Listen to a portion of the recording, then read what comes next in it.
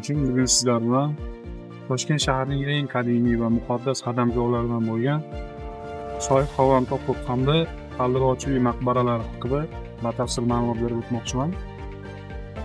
Xo'p, avvalambor Shayxon Tohur maqbarasi haqida to'xtalsak, bu maqbara Toshkent shahrining Shayxon Tohur tumanida joylashgan bo'lib, u 14 va 15 asrlarda yashab o'tgan mashhur tasavvuf va avliyo Shayx Xovam Tohur nomi bilan bog'liq bo'lgan.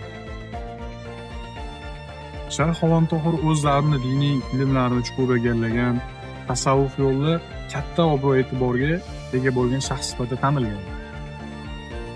U Toshkent aholisi orasida Shayxon Tohur nomi bilan mashhur bo'lgan.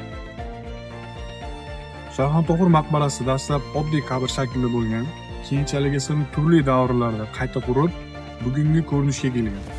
Maqbara me'morchiligi an'anaviy islomiy uslub yaqqol seziladi. Pishiq ishdan ishlangan devorlar, gumbazli tuzilma va soddalik bilan uyg'unlashgan bezaklar bunga misol bo'la oladi.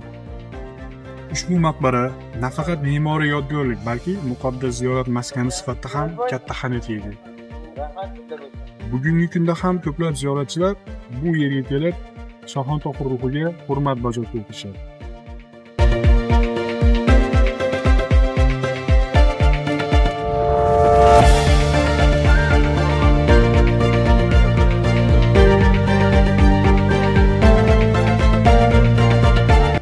Endi esa Qaldirochiy maqbarasi haqida so'z yuritamiz. Xo'p, Qaldirochiy maqbarasi 16-asrga oid bo'lib, me'moriy jihatdan o'zlarining eng yaxshi an'analarini mujassam etgan. Maqbara tashqi ko'rinishiga resh-teresh uslubi, geometrik shakllar va sodda, ammo ma'noviy bezaklar bilan e'tiborni tortadi.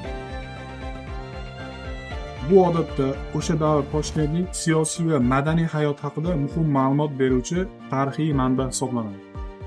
Xulosa qilib aytganda, Shayxon Tohur va Qaldirochiy maqbaralari Toshkent shahrining boy tarixi va uning ma'naviy, madaniy merosini aks ettiruvchi noyob yodgorliklar hisoblanadi.